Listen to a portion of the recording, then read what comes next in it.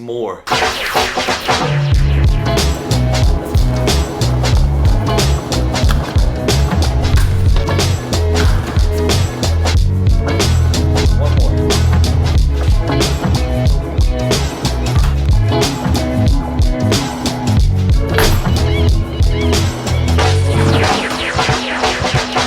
All of that stuff has been sitting in my van for ages and I've been procrastinating over it.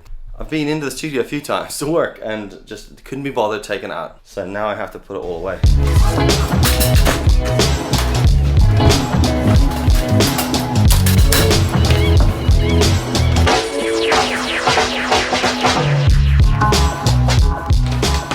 Charging station, aka fucking Spaghetti Junction. I have always been a procrastinator. People saying it's a superpower. Maybe it is, I don't know. I think it's a little bit of the old ADHD spectrum mixed in with a bit of self-doubt, a little bit of fear of failure and a little bit of fear of success, all combined.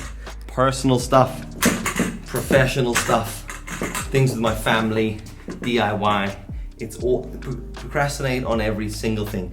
It hasn't dramatically affected me that badly in a lot of stuff. Like, it stopped me doing something, but it's also it's allowed me to do other things, you know? It's closed the door, it's opened other doors. Not a believer in like fate or anything, but I don't believe things happen for a reason. I just think things happen and then you do something, you move on. So that's kind of why we're here. Yeah, I had this idea when I was younger about this. I suppose it was a creative brand thing that I always worked in. I worked at it forever, from when I was young all the way until I went to work freelance for myself. That's when it died, which is ridiculous. Because I used to ride BMX bikes all the time when I was younger. I came from a skateboard background. What do I need? I need this thing here. Yeah, I rode BMX, and that's where everything about me, that's where everything started. That's kind of what built everything who I am as a person. From friends to experiences to photography to video, creativity, all of that stuff. A lot of it was like the vessel to make things, you know? Like, I mean, I studied all that stuff in college, but I was always gonna be, I guess, a graphic designer. Not a guess, that's what I always wanted to be, as a graphic designer. Partly because my dad was a designer and taught me a lot of stuff as I was a kid and didn't really think of anything else. But I didn't really want to study that in uni because, I don't know, I've never really believed that you can learn creativity. You can learn technique and you can learn software and stuff like that, but you can't really learn creativity, like honest, real creativity. Oh, that doesn't fit, I need a cable. Like the vision, where the ideas come from, all of that sort of stuff. And like, when I was getting into it, everything was changing so much. Like, my dad was a designer before computers, before you had Photoshop or InDesign or Illustrator. The man used real things like tracing paper and repro houses and letrosets. I'd love to pretend I know how it all works. I understand elements of it, but anyway. So I was always like, fuck it, you have it or you don't, you know? You can't really learn that shit. Is that on? So what I decided, that's gonna be kind of cool there, isn't it? So I decided that what I wanted to do, I wanted to be sort of like sideways and maybe a little lower. I just decided that I wanted to study mixed creativity because I wanted to make things. Just wanted to try loads of different techniques, which is why like what I studied was like a mixed creative degree in college and in Queen's University, a bit about photography. I did a lot of darkroom and like film photography, which I thoroughly enjoyed. And a lot of like shooting on film and VHS, high 8, digital 8, that stuff, editing on tape, editing some analog, audio stuff, all that, and moving into digital. But things were changing so rapidly. I was learning Poser Animator at one point. I have no interest in that. But I've been what am I doing? One main thing was this idea that I just kept putting off. Like, I used to work full time as a graphic designer and photographer, and then as an art director. And the whole time while I was, is that better? The whole time while I was doing that, I was working on this brand of my own. You know, the dream was like, when I go, eventually I'll go freelance. We'll make this dream a reality. But of course, procrastination. But never doubt my ability to procrastinate on these things. This is a big long cable. It plugs into this mic because it's the stupidest fucking plug in the world. And then that needs to, I need a bit of tape. Where's my phone? Next. Tape. USB microphones are super handy because they can just plug in straight into your computer. I do need to cable this up because this thing comes undone all the time. I got this microphone along with a bunch of other cool mics from Sennheiser, which was amazing a couple of years ago. Just got chatting to the guys that hooked me up with a bunch to use for my professional work, and they've been amazing microphones. For anyone that cares, this is the MK4 digital mic. I don't even know if they do this anymore. Powered by a thing called Apogee, which is like a sort of a digital interface, something like that, inside the mic that turns the signal from analog to digital and compresses it and puts it into the computer. So you probably argue that it's not as good, I guess, but for what I do, it's fine. Round the back, into that. What do we need here? But like, I find myself talking about stuff, and I have this issue where, like, if I talk about something too often, I feel like in my brain I've done it, like I've achieved it. And then I lose interest in doing it, and I think that's been one of these things. Is this whole project has done this for fucking years. Okay, we're nearly there. We're nearly ready. Right, need a tripod on this. Check this out. This is This is a legitimate Apple chair, right? And this chair comes from Apple Center in Cape Town, South Africa. Back when do you remember the blue bubble iMacs were released? Maybe you don't know what they are, but they're the old fucking ones with a handle on the back. When they came out, my mom worked in the Apple store in Cape Town, 1990 something. Anyway, sometime back then, and that is what that chair is from. I call it the director's chair. Tighten up your shit. Frame this and put a few lights on. That I don't need. Ding, ding, ding, ding, ding, ding. Fuck, that's bright. Second time. What's that like? It's too fucking bright behind me. You can see it. This lens is so wide. Maybe this won't be how we do this going forward. Right. That's maybe too bright, folks. Yeah? That ISO is too bright. No doubt. We can bring that back down to something reasonable. Expose your shot. Get this out of the way a second. Get your shot exposed.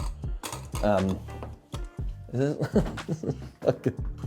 desk is so high looking now. Do you know how hard this is to set this bullshit up? That's too fucking bright now. More, get that light nice and soft. There's a light here as well, check this out. Duct tape that to the wall. This is a working studio, folks.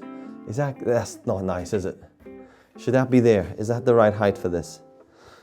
I quite like this. I think this is kind of good. The big light needs to go off though. We're nearly there. I'll tell you what that light needs. A gel, right? Got a whole thing of gels here. What color should we go for? Blue's a bit whack, isn't it? Everyone does blue. Purple. Don't like purple. The purple's maybe all right. I was hoping I had a nice green color there. We'll have to do a blue and a green. Is green weird? Yellow? Yellow's horrible. Let's do purple. Deal with that in a minute, right? Now what we need to do is a new multi-track. So there's two things going on here. Obviously I'm shooting the video side of stuff, and then I'm recording the audio through Adobe Audition. We'll just desktop it for the time being. Can you see the computer screen? You can't see the computer screen, can you? So episode 1, and then we'll go in the default input. That is definitely plugged in. Is it? Oh, no, it isn't. The mic's not plugged in. Let's get that there. Let's come in a little closer. Bring it into about there. I mean, that's in shot, but who the fuck cares? Who actually cares? We've got that little plug. Is that too much now in the background?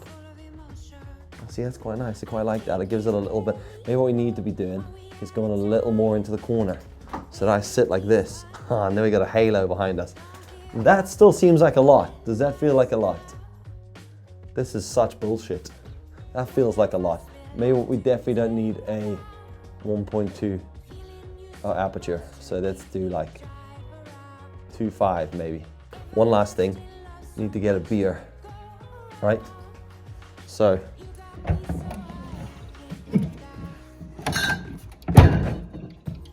see that? Okay. All right, so it takes quite a while to set this stuff up. It's really like, see when you see these people on YouTube that have these cool setups and they shoot stuff from them all the time? They're doing that because they've got some sort of permanent setup going on, which you do need. All right, so microphone in. Okay. I was riding BMX with a bunch of my friends. So, and I mean, like when I say I was riding BMX, I don't mean like, you know, we had a BMX, we pottered. Like it was everything. It was what my entire life revolved around. I had this concept, this brand thing called Unofficial BMX. And at the time, you know, we were just youngsters dicking about, riding bikes, having fun. And this Unofficial BMX was our brand. Now, I drove that because it was my idea, my concept, but I wasn't that good on a BMX bike, but I had friends who were great on it. I felt like I contributed more from like a functional way, taking photographs, shooting videos and all that. What we were doing back then is we were a very creaky chair. This might not be the chair for this. I should probably just leave this for directing. We used to go out and we'd ride like the bikes all over like Northern Ireland, mostly Northern Ireland, but we'd travel to the UK mainland, so I had to go to skate parks and things. And I used to shoot these videos throughout the year with them, doing all sorts of stuff, riding all sorts of different street places and skate. Like they weren't skate parks back then, so everything was very street oriented BMX riding. I used to shoot these edits for all of us, and sometimes they were very long, ridiculous edits. And I was shooting them all on Hi8 tape, and then I would edit the videos together. And I'd give them intros and outros, and all be done on like Avid Cinema and iMovie as I developed my skill set. And but what I liked about it was not really the concept of the video. The video was like the reason for it all to exist. Like I wasn't overly precious about video production. I liked designing stuff, so I needed an excuse to put a logo on something. And I used to design the actual physical box that you'd like, burn the thing onto, like a VHS, like you actually export it out onto a VHS tape, a physical, tangible thing. And I'd design these like covers up, print them out, cut them, glue them, and do like 10 VHS tapes and put them all in a little sleeve and then just give them to friends. And they would just hand it about and people watched them. Like they were great. I loved making them. And that's what Unofficial BMX was about. Anyway, so I had the Unofficial name thing going on for a while. We used to just draw it on our bikes, and I had little shit stickers printed on like Avery paper, like in my own printer we'd stick on stuff. And so the brand needed to mature a little bit, and there was a lot of ups and downs and back and forth trying to work out what that was, and that is where Shoveit was born. So Shoveit came from like an attitude. It was the next step in this concept, and the dream, I guess, was always to have a creative studio, a design studio, not an advertising, but a creative studio, creative hub. Shoveit, the brand, was born. And it started off as Shoveit Design. And it was really just like, it's how I operated as a freelance designer, I guess, when I started. But I mean, I wasn't really doing proper work. I was just dicking about. I was working full time, and I was creating this like Shoveit Design on the side. I had the website. You see it now. Like we see it, like I see it with youngsters all the time now, who are like full of beans and enthusiasm. They got their little name and their company thing. That's kind of what it was, right? But I was working full time for a business as a graphic designer, and I was working really hard in that business, and I grew really quickly, and I ended up like head of creative for this brand. And then I moved into the advertising world and worked as an art director and a photographer. And it was like 13 years of doing that, and the whole time working on this brand in the background. I had Shoveit stickers printed out. I put them on all the BMXs. We had them on the surfboards and the skateboards. That's what that logo is on my fridge. You'll see it spray painted on my surfboards. You probably picked up on the word on some of the computers. There's little stickers of it all over the show. Big claim to fame. It's all over Rihanna. Not her, not Rihanna. Like she isn't tattooed with it, but Rihanna's music video, I Found Love in a Hopeless Place. Because she picked Northern Ireland to be her hopeless place.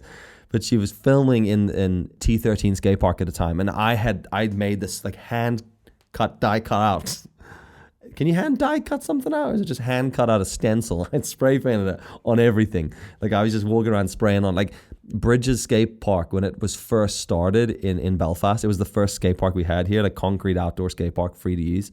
It was like immaculate concrete everywhere. And I was like, with this like Shoveit logo, which is this is an S, right?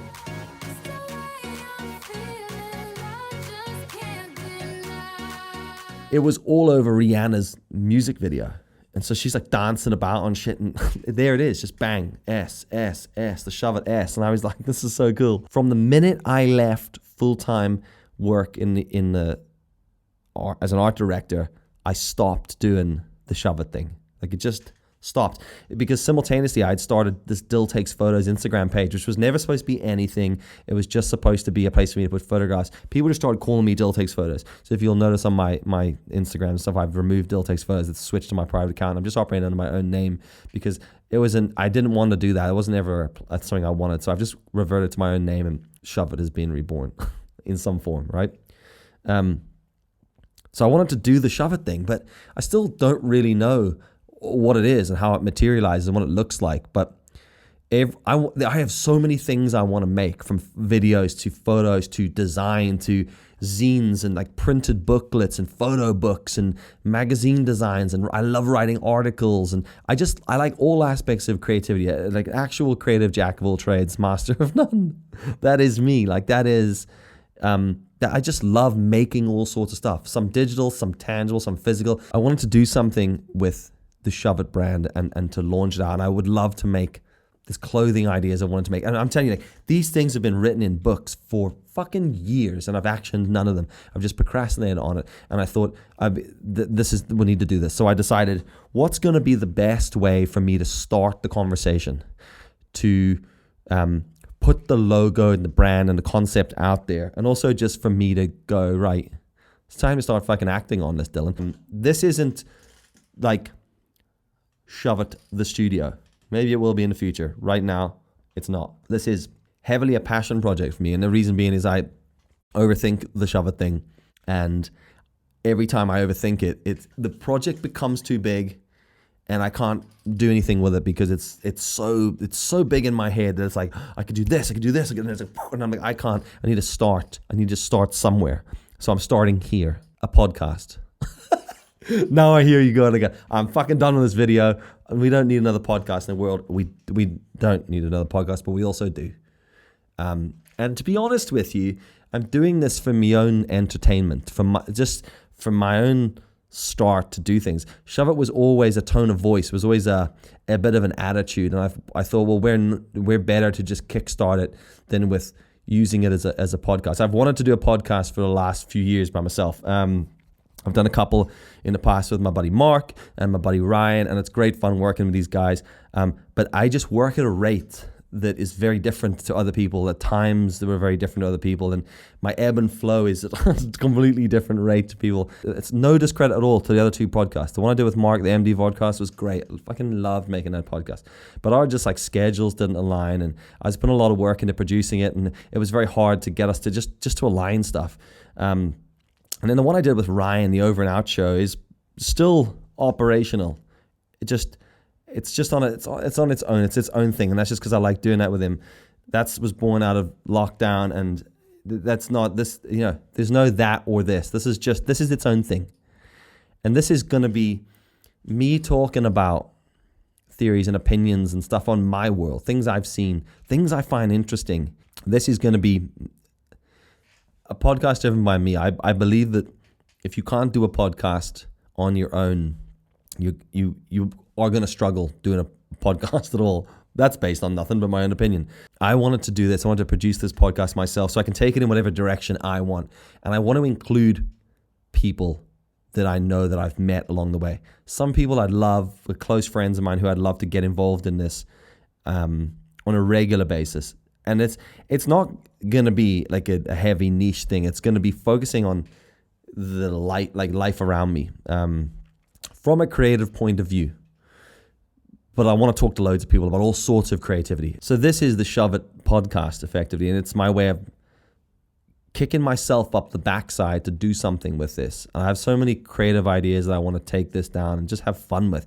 It's just a place to have fun. It's a place to house stuff. When I have a cool idea I want to make for a short film or a docu-series, I can house it under the Shoveit brand. If I want to design a printable, tangible zine, magazine-y thing that we can hand out, guerrilla market, I can put it under the Shoveit brand.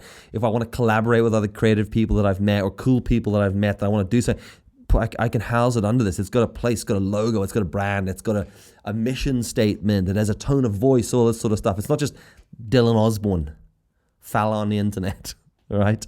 So that's what this is going to be about. It's creative procrastination brought to life, because that's literally everything about me. It's just creative procrastination. It's I'm so bad for that, and this is just my way of maybe holding myself accountable, maybe taking action and putting the first step forward.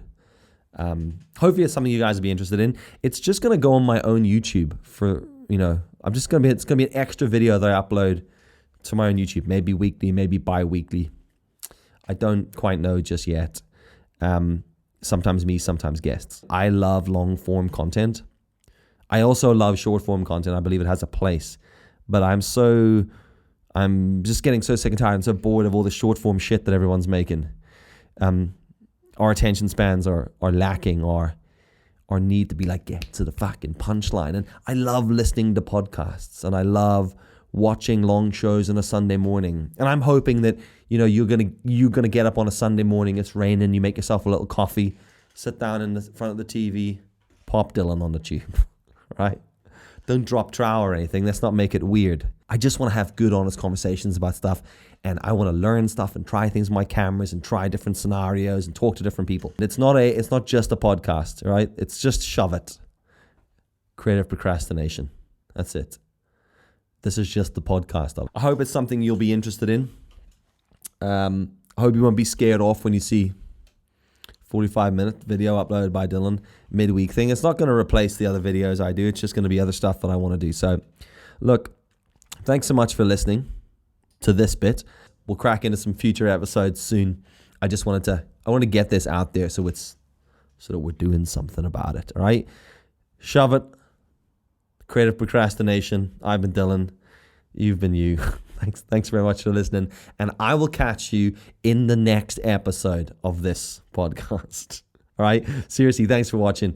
Take it easy. Oh yeah, roll the outro. Yeah, you better.